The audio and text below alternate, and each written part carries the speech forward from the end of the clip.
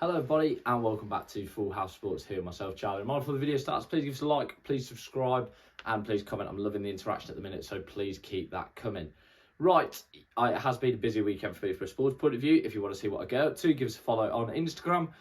But I have, or did manage to watch some of the third Ashes test between Australia and England at Headingley. Sold out Headingley, by the way. It was fantastic to see Headingley, for me, one of the spiritual homes of English rugby league.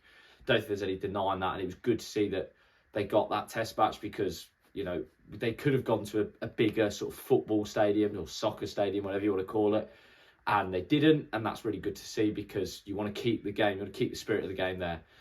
The only problem was that it was really lacking in terms of performance from England. Again, it was a dour performance, 8-30, leaving, I think the aggregate score, I know it doesn't work like that, but 18 points to 70. It's worrying. It's worrying a year out from a World Cup where England are, because we've seen the Pacific Nations Championship. We've seen how strong New Zealand look, Samoa look, Tonga look. Also, you've got Papua New Guinea, who are clearly on the rise. Fiji is still there or thereabouts. Where does that leave England, really? And I don't want to keep repeating the same points. I know I spoke about what I think is going wrong in English rugby league the other day on my video on the NRL potentially coming into England. But from a playing perspective and a coaching perspective, something needs to be done because we're miles off Australia. And I'm sorry, I don't think we're in the big three anymore. The big three, we're not. Samoa have took our place without a shadow of a doubt. We'd lose to Samoa, I have no doubt.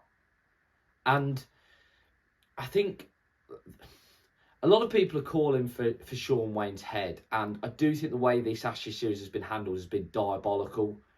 I think, you know, we've seen Australia have done a lot when they've come over. The captain's runs have been open to the public. Yeah, might be only 100, 200 people showing up, but it's been good. It's been good to get the face there. People have known the Ashes going on. Probably people have known the Ashes going on more because of Australia than what they have of England, and we're the ones hosted it. So there's your first problem. You know, a lot of people said that we've been sort of cowering away in Wigan. I think we've been cowering away, but it's not been great. And yeah, from a player perspective, a coach perspective, we look miles off it. And we're a year out from a World Cup that I think could end up being disastrous. And I don't want to be negative all the time because I'm as proud to be English as anyone, but you've got to be realistic as well. You know, there's probably 6 or 7 of them players that shouldn't be in the squad. I don't want to name names, I don't want to personally target people. I think anyone who watched the series knows who they are, knows that they're probably the ones that shouldn't be there. And Shaun Wane has this talk of credit in the bank. What credit in the bank? We've regressed, if anything. He was brought in to help us get to the final of the World Cup in what was 2022 in the end. It was supposed to be 2021. That didn't end well. And since then, we've regressed. Now, I think he is handicapped by the fact he doesn't get much time with his players, and that's down to the Super League chairmen or chair people, because they don't give him that mid-season test. They don't give him the time with this squad. But I don't think it was dour. I think Willie Mason said it on his podcast, and I don't particularly like agreeing with Willie Mason because of who he is and what he did, but he speaks a lot of sense. He's played the game at a high level, of course he does. And he said it felt soft at times from England and stale. You know, I went to the first test at Wembley, and I was speaking to my dad. We both went, and we both said, you know, first few hits are going to be brutal. This is going to be an Ashes test. They're going to set the benchmark. They didn't. And let's be realistic here. At risk of sounding foolish or bitter, the Kangaroos aren't world beaters at the minute. Going into World Cup next year, I'd still be looking at the Kiwis and Samoa and going, they could beat Australia. It depends what Australia turns up on the day, but I don't think they set the world alight, Australia. You weren't walking away going, wow, yeah, that's the number one side, that's the world champions. But they were allowed to just be average but still win.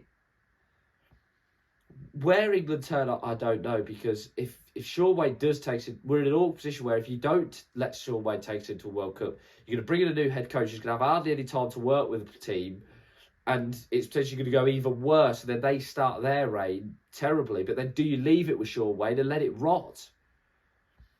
I think his tactics are outdated. You know, he won a lot at Wigan, but Wigan were by a million miles the best team.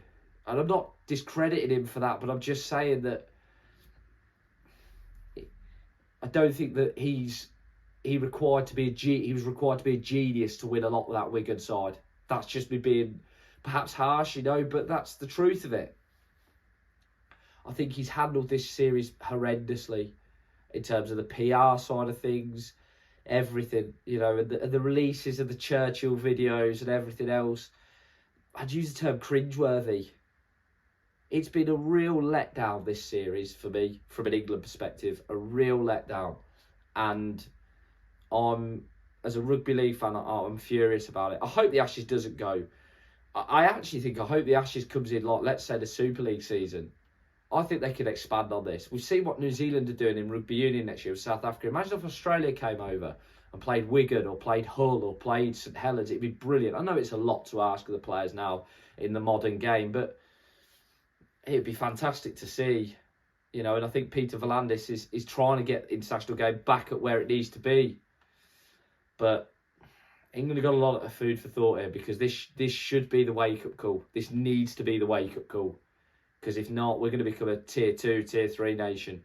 Because those Pacific boys, with the strength and depth they've got, playing in the NRL, by far the strongest league in the world, they're only going to get better. And I think next year's World Cup will show that. I fear for England next year.